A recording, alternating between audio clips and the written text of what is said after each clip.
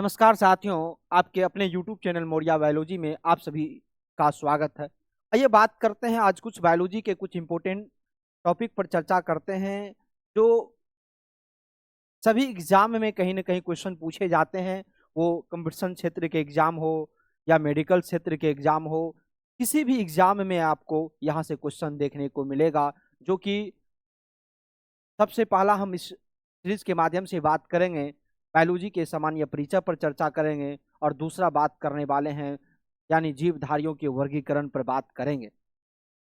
तो आइए दोस्तों, हम बात करने वाले हैं कि सबसे पहला बात करेंगे जीव विज्ञान क्या है, उनके बाद बात करेंगे सजीव क्या है, उनके बाद बात करेंगे जीवधारियों का वर्गीकरण, उसके बाद बात करेंगे पादप जगत के बारे में, उसके बाद हम बात करेंगे जंतु जगत के बारे में और उसके बाद हम बात करेंगे मोनेरा जगत के बारे में, प्रोटिस्टा जगत के बारे में और कवक जगत पर बात करने वाले हैं।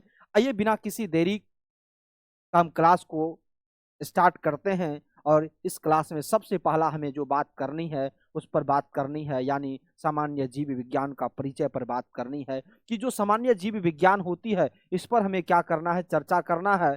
तो आप सबको मालूम है कि विज्ञान की एक शाखा होती है और ये शाखा का नाम है जीव विज्ञान। और ये जीव विज्ञान के अंतर्गत जीवों का अध्ययन करेंगे। किसका अध्ययन करेंगे? जीवों का अध्ययन करेंगे। जो जीव, याद रखिएगा, सजीवों अर्थात जीवधारियों का विस्तृत रूप से चर्चा हम करने वाले हैं। तो उसी को हम लोग क्या कहते हैं? जीव विज्ञान कहते हैं। मगर जीव विज्ञान जो शब्द है, जीव विज्ञान का शब्द का प्रयोग करने वाले सर्वप्रथम वैज्ञानिक थे, यानी दो वैज्ञानिक थे। एक का नाम है लेमार्क जो फ्रांस के रहने वाले हैं और एक का नाम है ट्रेविरेनस जो जर्मनी के रहने वाले हैं या जर्मन वैज्ञानिक हैं। और इन्होंने 1802 ईस्वी में इनका प्रयोग किया। तो ये दोनों बातों को याद रखिएगा कि जितने भी सजीव होंगे वो सभी जीवधारियों का विस्तृत रूप से चर्चा हम विज्ञान के अंतर्गत करेंगे। मगर जीव विज्ञान का सर्वप्रथम प्रयोग करने वाले दो वैज्ञानिक थे शब्दों का। वो वैज्ञानिक थे एक लेमार्क जो फ्रांस के रहने वाले थे और एक वैज्ञानिक थे ट्रेविरेनस जो जर्मन वैज्ञानिक थे। और इन्होंने 1802 ईस्वी में इन कार्यों को पूरा किया। तो अब हम बात करने वाले हैं कि बायोलॉजी दो शब्दों से मिलकर बनी होती है। एक शब्द है बायो और एक शब्द है लोगोस। और बायो का अर्थ होता है लाइफ, और लाइफ तब होगा जब पूछा जाएगा कि शोषण की क्रिया हो रही है, वृद्धि की क्रिया हो रही है, उत्सर्जन की क्रिया हो रही है, जनन की क्रिया हो रही है, तब समझेंगे कि वो सजीव है। और जब सजीव है तब हम समझेंगे कि ये लाइफ है। जब लाइफ है तो इन जीवों का अध्ययन या इस जीवन का अध्ययन हम लोग कहाँ करते हैं? बायोलॉजी के अंतर्गत करते हैं। अब हम बात करेंगे, इसके बाद हम बात करेंगे जीवधारियों के वर्गीकरण से पहले हम बात करेंगे कि बायोलॉजी के कुछ ब्रांच, और ब्रांच के बाद हम पहले बात कर लेते हैं सजीव है क्या, सजीव क्या होती है, सजीव कौन है, इस पर पहले बात कर लेते। तो अभी हम चर्चा किए कि शोषण जिसके अंदर हो या वृद्धि की बात करें, पोषण की बात करें, पाचन की बात करें, उत्सर्जन की बात करें, प्रजनन की बात करें, वो सभी सजीव होते हैं। वो सभी क्या होते हैं? सजीव, जिनके अंदर याद रखिएगा रिस्पायरेशन, ग्रोथ, न्यूट्रिशन, डाइजेशन, ये सब क्रिया देखने को मिलेंगे। तब जाके हम समझेंगे कि वो सजीव है, तब वो जीव सजीव कहलाएंगे। और वो जीव जब सजीव कहलाएंगे तो उनके अंदर लाइफ होने की बात करेंगे। जब उनके अंदर लाइफ होंगे तो उनको कहाँ पढ़ने की बात करेंगे? बायोलॉजी के अंतर्गत। ये बात याद रखिएगा। मगर कैसे समझेंगे कि कोई प्लांट सजीव है? ये भी बात आपसे पूछा जाएगा। क्या पौधे सजीव होते हैं? जी हाँ, बिल्कुल, पौधे भी सजीव होते हैं। उनके अंदर शोषण की क्रिया, वृद्धि की क्रिया, पोषण की क्रिया, उत्सर्जन की क्रिया, प्रजनन की क्रिया देखने को मिलती है। यानी पौधे के अंदर भी ये सभी क्रियाएं देखने को मिलती है। तो पौधे भी क्या होते हैं? सजीव होते हैं। और पौधों को भी हम लोग कहाँ पढ़ते हैं? बायोलॉजी के अंतर्गत, क्योंकि इनके अंदर भी जान होती है, ये भी लिविंग है। और ये सभी लिविंग को कहाँ पढ़ेंगे? बायोलॉजी के अंतर्गत पढ़ेंगे। आइए बात करेंगे, पुनः नेक्स्ट पॉइंट पर चर्चा करेंगे कि बायोलॉजी के जो शाखाएं होती है, दो शाखा होती है। बायोलॉजी के कितने शाखा होती है? दो। एक शाखा की बात करेंगे जूलॉजी और एक शाखा की बात करेंगे बोटनी। जूलॉजी की जब बात करेंगे तो जूलॉजी के जनक जो होते हैं अरस्तु को मानेंगे और बॉटनी के जनक किसको, थियोफ्रेस्टस को मानेंगे। ये बात याद रखिएगा।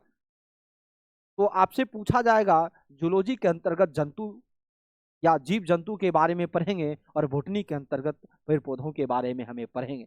मगर ये दोनों वैज्ञानिक की जब हम बात करते हैं तो दोनों वैज्ञानिक के द्वारा बुक लिखा गया, उस बुक पर भी हमें चर्चा करनी है। तो आपको ये बात पता चल गया कि बॉटनी के पिता कौन हो जाएंगे, यानी वनस्पति विज्ञान के जनक कौन, थियोफ्रेस्टस। और आपको ये भी बात पता चल गया कि जंतु विज्ञान के जनक कौन होंगे, तो कहेंगे अरस्तु होंगे। और ये दोनों वैज्ञानिकों के द्वारा कुछ बुक लिखा गया और उस बुक के अंतर्गत जितने भी प्लांट के बारे में, जंतु के बारे में इनके पास नॉलेज था, वो सभी उस बुक के अंतर्गत क्या किया, नोट कर दिया, उस बुक के अंतर्गत लिख दिया। यानी अरस्तु ने अपनी बुक में लिखा, अपने बुक में 500 प्रकार के जंतुओं का वर्णन किया। उस बुक का नाम है हिस्टोरिया ऑफ एनिमलियम। के अंतर्गत इन्होंने 500 प्रकार के जंतुओं का वर्णन किया, इसलिए इन्हें कहा गया जंतु विज्ञान का जनक। क्या कहा गया, जंतु विज्ञान का जनक कहा गया।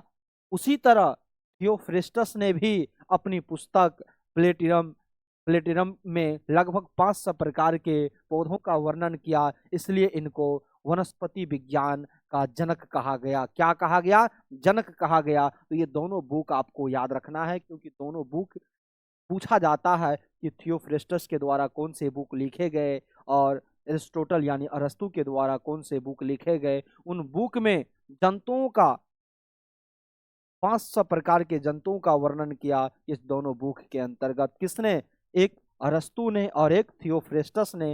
अरस्तु ने जंतु का वर्णन किया, थियोफ्रेस्टस ने पौधों का वर्णन किया। ये बात सभी बच्चों को जब समझ में आ गया हो तो सभी एक बार हम सब करेंगे कि सर हम यहाँ तक बातों को समझ चुके हैं।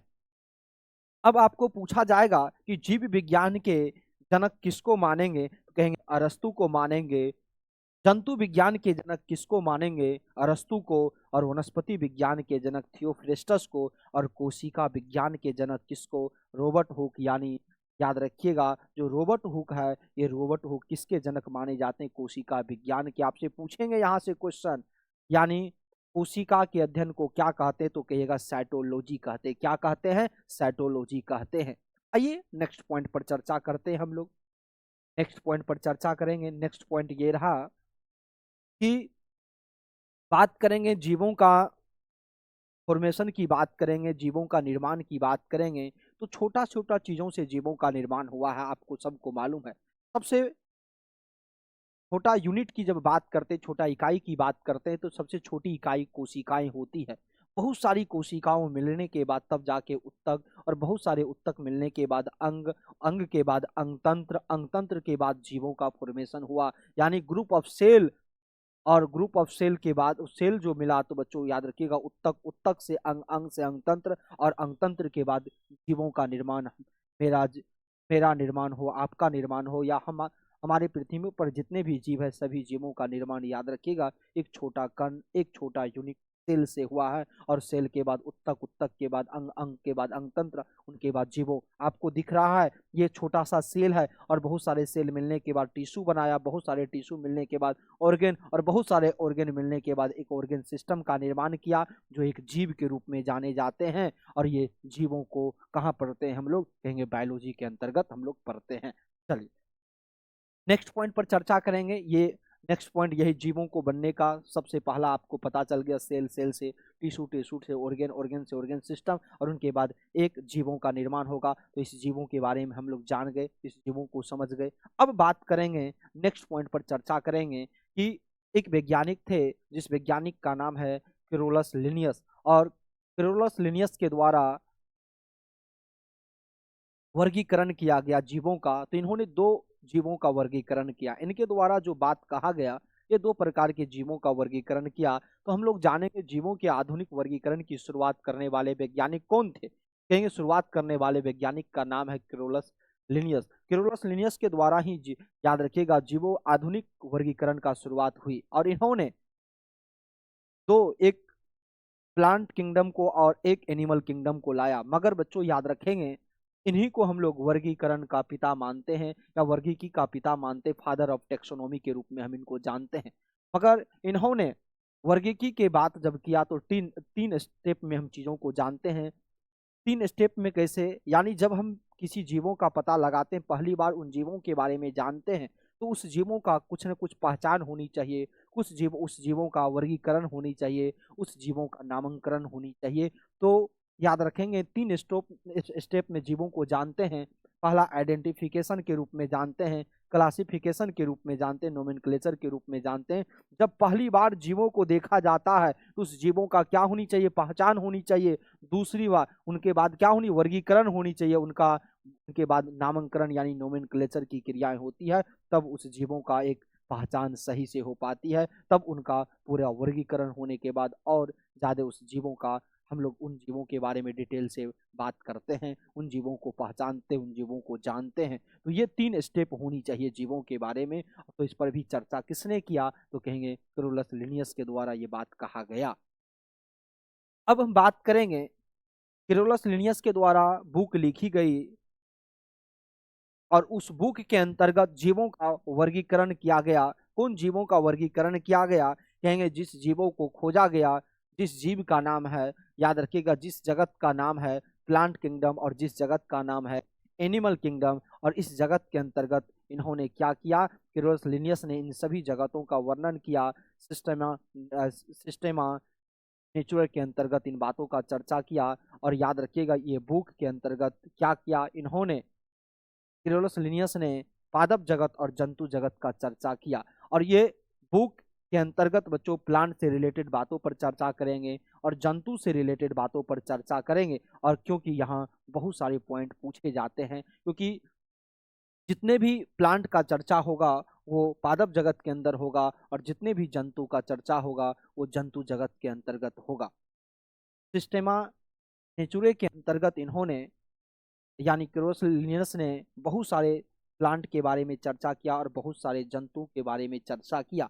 मगर ये 2 जीवों के अलावा भी तो हमारे पृथ्वी पर बहुत सारे जीव है, बहुत सारे जीवों के बारे में जानते हैं। तो बहुत सारे जो जीव है, तो बहुत सारे जीवों के बारे में जानना है, तो क्या ये प्लांट और एनिमल के अलावा कोई जीव नहीं हमारे पृथ्वी पर? बिल्कुल है। उन सभी जीवों के बारे में चर्चा करने वाले हेकल नामक वैज्ञानिक आए और उनके द्वारा 3 जगत को लाया गया। कितने जगत को लाया गया? कैरोलस लिनियस ने 2 जगत को लाया और जिन्होंने इस बुक के अंतर्गत पादप जगत और जंतु जगत को 2 भागों में विभाजित कर दिया। तो अब हम बात करते हैं ये जगत के बाद बच्चों बात करते हैं तीसरा पॉइंट कि 2 जगत वर्गीकरण किसने दिया? कैरोलस लिनियस ने दिया। पहला पादप जगत और दूसरा जंतु जगत की बात किया। मगर 3 जगत वर्गीकरण देने का काम यानी 3 किंगडम क्लासिफिकेशन ये किया था, आप सबको मालूम होगा, हेकल नामक वैज्ञानिक ने। और हेकल नामक वैज्ञानिक ने ये 3 जगत देने का काम किया।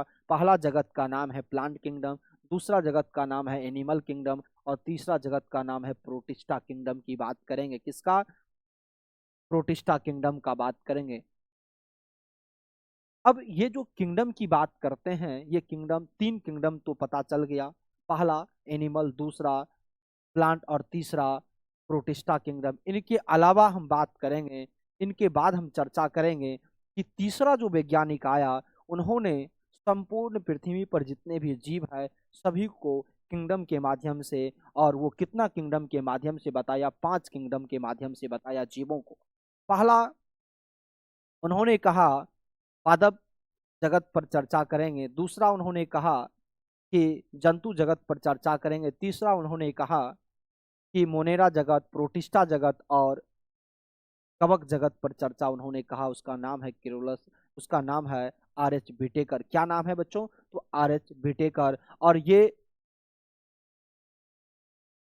हेकल ने भी 3 जगत दिया और कैरोलस लिनियस ने 2 जगत दिया। और तीसरा जगत देने का यानी 5वां जगत देने का काम, 5 जगत देने का काम एक वैज्ञानिक ने किया जिसका नाम है आर.एच. विटेकर। और आर.एच. विटेकर के द्वारा 5 जगत दिया गया और पांचों जगत को हम लोगों को क्या करना है? एक एक करके पढ़ना है। और इस सीरीज के अंदर, इस लेक्चर के अंतर्गत सिर्फ हम कुछ बातों पर चर्चा करेंगे, थोड़ा थोड़ा इंट्रोडक्शन के रूप में इन सभी जगतों को जानेंगे। मगर नेक्स्ट सीरीज के अंतर्गत इन सभी जगतों को एक एक करके पढ़ेंगे, पूरे डिटेल से पढ़ेंगे, क्योंकि यहाँ से बहुत सारे क्वेश्चन देखने को मिलती है। तो आइए बात करते हैं पहला जगत का नाम है प्लांट किंगडम, दूसरा जगत का नाम है एनिमल किंगडम, तीसरा का नाम है प्रोटिस्टा, और यहाँ किंगडम लगा लीजिएगा आप सभी बच्चे, और चौथा का नाम है मोनेरा जगत, और पांचवा का नाम है कवक जगत यानी फंगी किंगडम की बात करेंगे। तो ये सभी किंगडम पर हम लोगों को क्या करना है, एक एक करके चर्चा। और ये पांचों किंगडम देने का काम किसने किया, कहेंगे आर.एच. व्हिटेकर के द्वारा किया गया। किसने किया, आर.एच. व्हिटेकर के द्वारा किया गया। आइए बात करते हैं एक एक किंगडम को, थोड़ा सा हम डिटेल से चर्चा तो नहीं करेंगे मगर थोड़ा सा चर्चा हम जरूर करने वाले हैं। आइए पहला किंगडम की बात करते हैं। पहला किंगडम है कौन, पादप जगत का किंगडम है। और पादप जगत किंगडम के अंतर्गत प्रकाश संश्लेषण पर ज्यादातर हम चर्चा करेंगे, क्योंकि प्रकाश संश्लेषण उत्पादक जीव सम्मिलित होते कहाँ, कहेंगे पादप जगत के अंतर्गत। और वो याद रखिएगा, पुष्पीय हो या अपुष्पीय बीजीय पौधे सभी को हम लोग या सभी जगत के अंग को शामिल करने वाले कहाँ हैं, कहेंगे पादप जगत के अंतर्गत है। तो प्रकाश संश्लेषीय रूप उत्पादक के रूप में जितने भी जीव है सबको सम्मिलित करते हैं कहाँ, कहेंगे हम लोग प्लांट किंगडम के अंतर्गत, जो रंगीन बहुकोशिकीय रूप में जाने जाते हैं। दूसरा बात करने वाले हैं जंतु जगत के बारे में बात करेंगे, एनिमल किंगडम के बारे में बात करेंगे। जितने भी पृथ्वी पर जीव है सभी जीव याद रखिएगा सर्वव्यापी, यानी जो भी जीव हमारे पृथ्वी पर पाए जाते हैं उसकी बात करते हैं। दूसरा यूकेरियोटिक वाले जीव की बात करेंगे और बहुकोशिकीय जीव की बात करते हैं। तो ये तीनों जो पॉइंट हम लोग बात करेंगे, सर्वव्यापी मतलब सभी जीवों पर यानी पृथ्वी पर पाए जाने वाले सभी जीव, यूकेरियोटिक की बात करें, बहुकोशिकीय की बात करें तो यूकेरियोटिक जो जीव होते हैं उनके अंदर केंद्रक की सबसे पहली बात, केंद्रक में झिल्ली होती है और याद रखिएगा विकसित केंद्रक देखने को मिलती है। और बहुकोशिकीय जीव की जब बात करते हैं कहेंगे जिनका शरीर बहुत सारी कोशिकाओं से मिलकर बनी होती है वो बहुकोशिकीय जीव है। तो आप याद रखिएगा हाइड्रा जो होता है, उनके बाद जेलीफिश जो होती है, सितारा मछली होता है, सरीसृप होता है, पक्षी तथा स्तनधारी जीव इस जगत के अंग माने जाते हैं। किस जगत के, कहेंगे जंतु जगत के यानी एनिमल किंगडम के अंग माने जाते हैं। तो ये बात आपसे पूछा जाए कि एनिमल यानी किंगडम के अंतर्गत सर्वव्यापी को शामिल करेंगे, यूकेरियोटिक जीव को शामिल करेंगे, बहुकोशिकीय जीव को शामिल करेंगे, और कुछ एग्जाम्पल कुछ उदाहरण आपको दिख रहा है बच्चों। तो ये बात आप सभी को यहाँ तक समझ में आ चुका होगा। अब बात करते हैं नेक्स्ट पॉइंट की चर्चा करेंगे। नेक्स्ट पॉइंट का चर्चा करेंगे, उस जगत का नाम है, उस किंगडम का नाम है प्रोटिस्टा। क्या नाम है, प्रोटिस्टा। प्रोटिस्टा वाले जो जीव होते हैं वो जलीय जीव होते हैं, यूकेरियोटिक जीव होते हैं और एक कोशिकीय जीव होते हैं। तो आपसे पूछा जाएगा जो जलीय जीव है वो प्रोटिस्टा के जीव होता है, यूकेरियोटिक मतलब जिनके अंदर विकसित केंद्रक की बात करेंगे यूकेरियोटिक वाले जीव कहे जाते हैं। और एक कोशिकीय जीव की जब बात करेंगे जिनका शरीर एक कोशिकाओं से मिलकर बनी होती है उसको हम लोग एक कोशिकीय जीव कहते हैं। उदाहरण के रूप में अमीबा की बात करेंगे, प्लाज्मोडियम की बात करेंगे, पैरामीशियम की बात करेंगे, युगलिना। मगर युगलिना पादप तथा जंतु के बीच करी का कार्य करता है। पादप और जंतु के बीच के करी का काम करने वाले किसको मानते हैं, युगलिना को मानते हैं। तो ये रहा तीसरा किंगडम जिसका नाम है प्रोटिस्टा। चौथा किंगडम की बात करेंगे, चौथा किंगडम का नाम है क्या, मोनेरा। और मोनेरा के अंतर्गत हम चीजों को जानेंगे कि मोनेरा किंगडम के अंतर्गत याद रखिएगा सभी प्रोकैरियोटिक जीव को शामिल करेंगे, यानी जितने भी प्रोकैरियोटिक जीव है। अब प्रोकैरियोटिक की बात हम लोग करते हैं तो आपको मालूम होगा प्रोकैरियोटिक के अंदर केंद्रक झिल्ली नहीं होती है, यानी केंद्रक विकसित नहीं होती है। उन सभी जीवों का याद रखिएगा हम लोग पढ़ने वाले किस किंगडम के अंदर उन सभी जीवों को कहेंगे प्रोटिस्टा, यानी किसके अंदर, मोनेरा किंगडम के अंदर पढ़ने वाले। जैसे अर्थात बात करेंगे जीवाणु पर, साइनोबैक्टीरिया पर, बात करेंगे आर्कीबैक्टीरिया सम्मिलित किए जाते हैं किस किंगडम के अंदर, कहेंगे मोनेरा किंगडम के अंतर्गत सम्मिलित किए जाते हैं। बात करेंगे नेक्स्ट पॉइंट पर चर्चा करेंगे कि आपको होने ये यूकेरियोटिक और प्रोकैरियोटिक दिखा, तो यूकेरियोटिक और प्रोकैरियोटिक का चर्चा तो हम सेल के अंदर करेंगे जब हम लेक्चर आपको लेकर आएंगे, अगला सीरीज जब लेकर आएंगे, एक दो सीरीज के बाद जब सीरीज कर लेकर आएंगे तो वहाँ यूकेरियोटिक और प्रोकैरियोटिक पर चर्चा करेंगे। तो ये यूकेरियोटिक है और ये प्रोकैरियोटिक है। यूकेरियोटिक के अंदर याद रखिएगा केंद्रक के ऊपर झिल्ली होती है इसलिए केंद्रक विकसित मानी जाती है, मगर प्रोकैरियोटिक के अंदर याद रखिएगा केंद्रक विकसित नहीं मानी जाती है। इनके अंदर बहुत सारे जैसे माइटोकॉन्ड्रिया हो, एंडोप्लाज्मिक रेटिकुलम हो, ये सब किसके अंदर पाए जाएंगे, यूकेरियोटिक के अंदर पाए जाएंगे, मगर याद रखिएगा प्रोकैरियोटिक के अंदर नहीं पाए जाएंगे। इसके अंदर राइबोसोम होंगे, हाँ इनके अंदर भी राइबोसोम होंगे, मगर इनके अंदर जो राइबोसोम होंगे ये 80 एस प्रकार के होंगे, मगर इसके अंदर जो राइबोसोम होंगे ये कितने एस प्रकार के होंगे, कहेंगे 70 एस प्रकार के होंगे। ये क्या होता है 70 एस प्रकार, ये सब पर चर्चा करेंगे, टेंशन लेने की बात नहीं है। तो ये कौन से किंगडम पर जो बात था, मोनेरा किंगडम के अंतर्गत यूकेरियोटिक प्रोकैरियोटिक की जो बात थी उस पर हम चर्चा कर दिए। कहेगा यूकेरियोटिक के अंदर जो केंद्रक होती है वो विकसित होती है, क्योंकि केंद्रक झिल्ली पाई जाती है, ये केंद्रक विकसित नहीं होती, इसके पर केंद्रक झिल्ली नहीं पाई जाती है, ये बात याद रखिएगा। अब बात करेंगे लास्ट किंगडम की, बात करते हैं जिस किंगडम का नाम है कवक, जगत का नाम है कवक यानी फंगी किंगडम की बात करेंगे। यह जो सड़े गले पदार्थों के माध्यम से, याद रखिएगा सड़े गले कार्बनिक पदार्थों पर निर्भर करते हैं। ये जो किंगडम के जीव है ये सड़े गले पदार्थों पर यानी कि मृत जीवी भी कह दिया जाता है। इसको क्या कह दिया जाता है, मृत जीवी भी कह दिया जाता है। और ये विषमपोषी जीव माने जाते हैं। क्या माने जाते हैं, विषमपोषी जीव माने जाते हैं। जैसे कि उदाहरण में मशरूम की बात करेंगे, ईस्ट की बात करेंगे, पेनिसिलियम की बात करें, इसी जगत के सदस्य माने जाते हैं। और इसी जगत के सदस्य का मतलब कवक के सदस्य माने जाते हैं ये, क्योंकि ये सड़े गले पदार्थों पर उगते हैं। और याद रखिएगा इन्हीं को मृत जीवी भी कह दिए जाते हैं, ये बात याद होनी चाहिए। तो ये 5 जगत का कुछ हम आपको इंट्रोडक्शन बताएं, कुछ बातों को समझाएं, और इसका चर्चा हम डिटेल से करेंगे। आने वाले लेक्चर में हम पूरा डिटेल से चर्चा करने वाले हैं। आइए बात करते हैं, अब बात करेंगे ये पांचों किंगडम को, या थ्योरिकल पोर्शन पढ़ने के बाद हम कुछ आपको बोले थे कि प्रीवियस ईयर्स क्वेश्चन पर चर्चा करेंगे, यानी जो क्वेश्चन पूछे गए हैं उस क्वेश्चन पर हम कुछ बात करने वाले हैं, कुछ चर्चा करने वाले हैं। जो भी आपको पॉइंट अभी तक पढ़ाए हैं, जो भी टॉपिक पढ़ाए हैं, उस टॉपिक से भी रिलेटेड क्वेश्चन इसके अंदर देखने को मिलेगा। इस सभी क्वेश्चन पर हम लोग बात कर लेते हैं। आइए पहला क्वेश्चन की बात करते हैं। पहला क्वेश्चन है जीव विज्ञान का पिता यानी बायोलॉजी का फादर जो होगा वो फादर किसे कहा जाता है, तो कहेंगे फादर ऑफ बायो, यानी फादर ऑफ बायोलॉजी की जब बात करते हैं तो हम बात करेंगे किसको मानेंगे, तो याद रखिएगा अरस्तु को मानेंगे। किसको मानेंगे, अरस्तु, यानी कहेंगे एरिस्टोटल को मानते हैं। अब बात करेंगे नेक्स्ट क्वेश्चन की बात करना है, और ये देखिएगा एग्जाम में एनटीपीसी रेलवे के एग्जाम होते 2021 में पूछे गए क्वेश्चन है। दूसरा क्वेश्चन पर बात करेंगे वनस्पति विज्ञान के जनक किसको मानेंगे, वनस्पति विज्ञान के जनक किसको मानेंगे, कहेंगे थियोफ्रेस्टस को मानेंगे। और आपको इनके बारे में बताएं कि थियोफ्रेस्टस के द्वारा बुक भी लिखा, और याद रखिएगा इन्हीं को हम लोग वनस्पति जनक के पिता मानते हैं। नेक्स्ट क्वेश्चन की बात करेंगे। नेक्स्ट क्वेश्चन है निम्नलिखित में से किस किताब में थियोफ्रेस्टस ने 500 प्रकार के पौधों का वर्णन किया, तो आपको हम बोले कि पहला यानी हिस्टोरियम ऑफ प्लेटिरम के अंतर्गत इन्होंने 500 यानी पौधों का वर्गीकरण किया। किसने, थियोफ्रेस्टस के द्वारा किया गया। तो पहला ऑप्शन बिल्कुल इनका क्या हो जाएगा, राइट हो जाएगा। नेक्स्ट क्वेश्चन की बात करने वाले हैं। नेक्स्ट क्वेश्चन है वनस्पति विज्ञान के जनक किसको मानेंगे। अच्छा इस पर तो चर्चा कर लिए, एक मिनट बच्चों, हाँ ये रहा।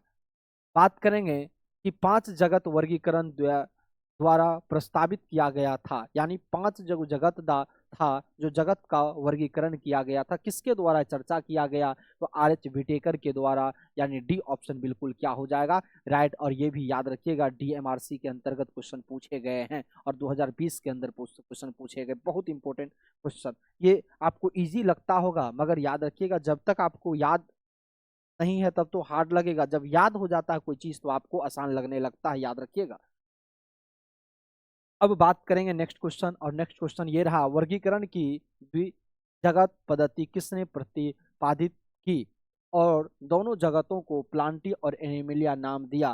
तो आपको मालूम है किस वैज्ञानिक के द्वारा ये बात कहा गया, तो कहेंगे इसका नाम है केरोलस लिनियस, और केरोलस लिनियस के द्वारा ये द्विजगत पद्धति का वर्गीकरण किया गया, ये द्विजगत के बारे में बताया गया, याद रखिएगा। नेक्स्ट क्वेश्चन की बात करेंगे। नेक्स्ट क्वेश्चन है कोशिका विज्ञान किसके अध्ययन से संबंधित है, तो आपको मालूम है साइटोलॉजी, यानी कोशिका विज्ञान जो होता है वो कोशिका से संबंधित है, याद रखिएगा। डी ऑप्शन बिल्कुल क्या हो जाएगा, इसका राइट आंसर हो जाएगा। नेक्स्ट क्वेश्चन की बात करेंगे डैश को कोशिका विज्ञान के जनक के रूप में जाना जाता है, तो आपको मालूम है रॉबर्ट हुक को कोशिका विज्ञान के जनक के रूप में जाने जाते हैं। ए ऑप्शन बिल्कुल क्या हो जाएगा, राइट आंसर हो जाएगा। नेक्स्ट क्वेश्चन की बात करेंगे। ये भी 2018 में यूपीसीएस के अंदर पूछा गया था क्वेश्चन। और याद रखिएगा, ये बहुत इजी क्वेश्चन जो दिख रहा है, जब तक आपको याद है तब तक इजी है, और याद नहीं रहेगा तो कोई चीज इजी नहीं लगेगा बच्चों, याद रखिएगा। अब हम, क्योंकि प्रीवियस में पूछा गया इसलिए इस क्वेश्चन पर हम लोग चर्चा, क्योंकि इस प्रकार के टॉपिक पर हम चर्चा कर चुके हैं। अब बात करेंगे कि 3 जगत वर्गीकरण किसने दिया, तो याद रखिएगा हेकल के द्वारा दिया गया। ए ऑप्शन बिल्कुल इनका क्या हो जाएगा, राइट आंसर हो जाएगा। नेक्स्ट क्वेश्चन की बात करेंगे। नेक्स्ट क्वेश्चन, अभी क्वेश्चन पर हम पूरा डिटेल से चर्चा नहीं करेंगे, क्योंकि चर्चा करेंगे जैसे आगे हम क्वेश्चन कराएंगे, क्वेश्चन का सीरीज लेकर आएंगे ऑब्जेक्टिव का, तो एक्सप्लेनेशन के साथ भी हम बात करने वाले, टेंशन लेने की बात नहीं है। पशु और पौधे के बीच जुड़ने वाली कड़ी किसको मानते हैं, तो आपको हम बताएं पशु और, याद रखिएगा, पौधे के बीच जो कड़ी होती है वो कौन, युगलिना की बात हम लोग किए। बी ऑप्शन बिल्कुल क्या हो जाएगा, राइट आंसर होगा। युगलिना के द्वारा पशु और पौधे के बीच जोड़ने वाली कड़ी मानी जाती है, याद रखिएगा। नेक्स्ट क्वेश्चन की बात करेंगे।